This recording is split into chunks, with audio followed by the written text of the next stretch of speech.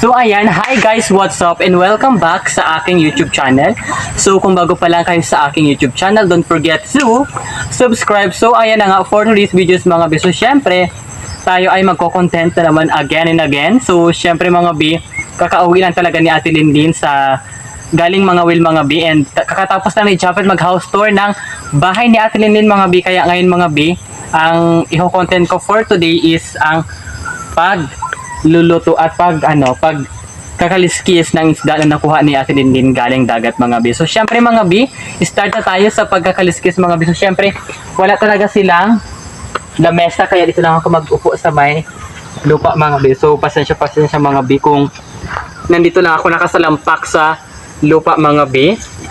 Ayan, so maraming salamat din pala kay Chapet Burikat na nagbibideo siya sa akin for today, di ba?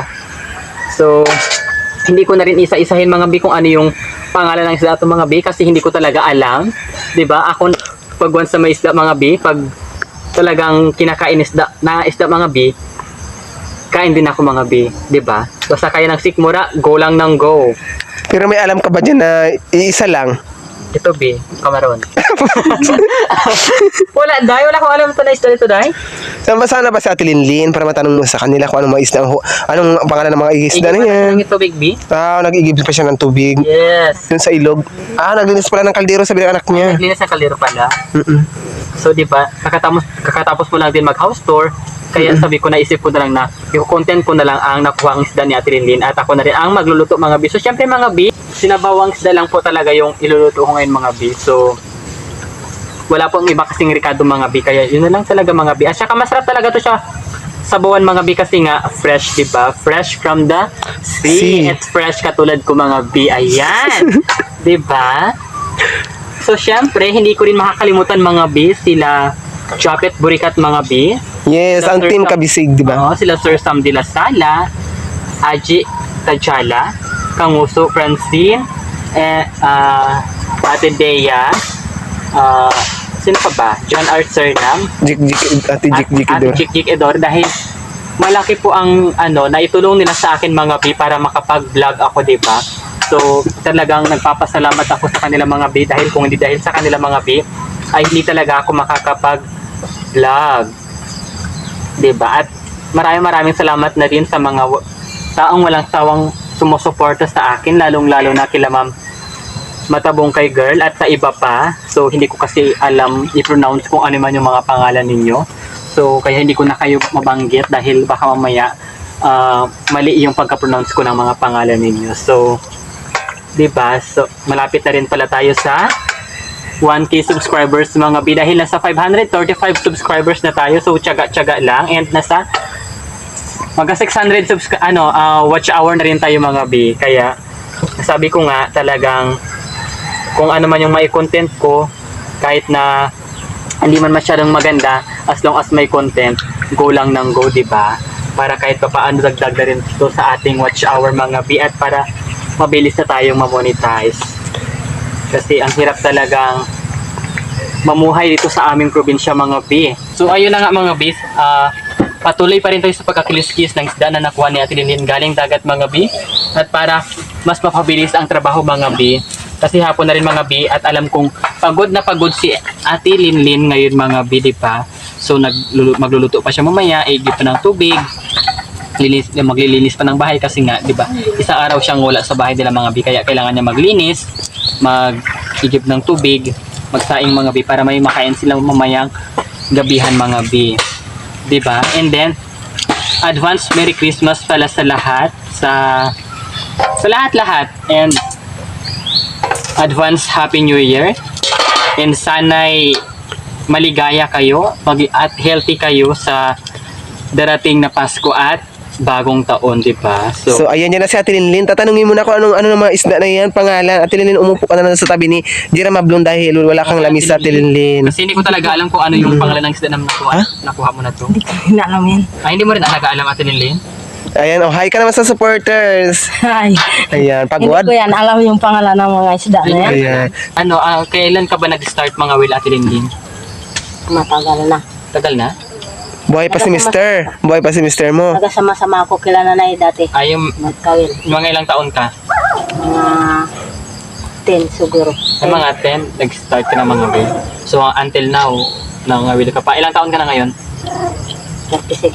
36. So, it means 26 years na po siya natutong mga will, mga bi. So, sobrang tagal na rin talaga mga bi na natuto siyang mga will, mga bi, diba? So, nakaka-proud din talaga si Ate Lynn mga bi na inuulit ko nga, diba? Kasi nga siya na yung tumatayong haligi at ilaw ng tahanan mga bi at kaya niya pa rin itaguyod ang kanyang mga anak, diba? Kaya nakaka-proud talaga siya na kahit mag-isa lang siya, napakain niya ng tama ang kanyang mga anak, diba? Kaya niyang trabahuhin ang ginagawa ng mga lalaki at babae. So, kaya saludo ako sa ganitong klaseng ina, diba? Yung kumarot. Ay, kasama ko. Kukunin na ba yun? Dapat lang kung kukunin mo pa.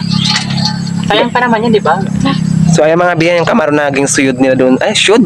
Oo. Sa dagat. Ayan. Tinanggalan ko na siya ng mga kinain. Marami pa ito, marami pa ito.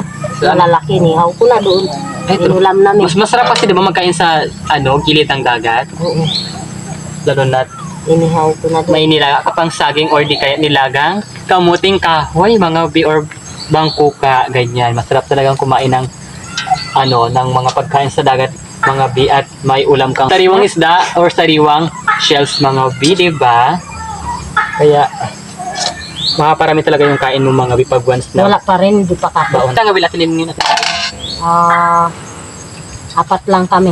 Sino lang? Yung Sila Ante Balita. si Anto Balita, dalawang anak niya, tsaka yung asawa ng anak niya. Marami na silang nakuha. Tunti lang rin.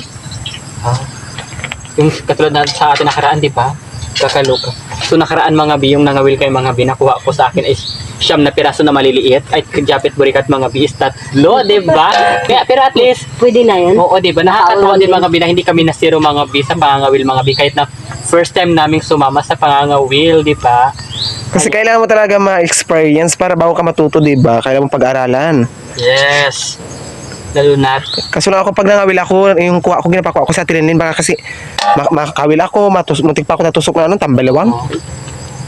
ako naman talaga, ako na yung nagapanguha. Kaso lang sugatan ako. Hindi yung pagka-uwi, muntik na akong mahilo mga bi kasi nga sobrang init. Tapos gutom na ako mga bi. Talagang, muntik ako mag-collapse doon sa gitna mismo ng dagat mga bi. Buti na lang talaga hindi ako nahimatay.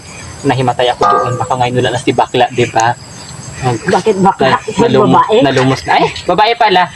Yan, award na po ako natin ng mga bi kasi nga akala niya daw talaga babae yan pala. Bakla talaga. Bakit bakla? Sabi mo babae.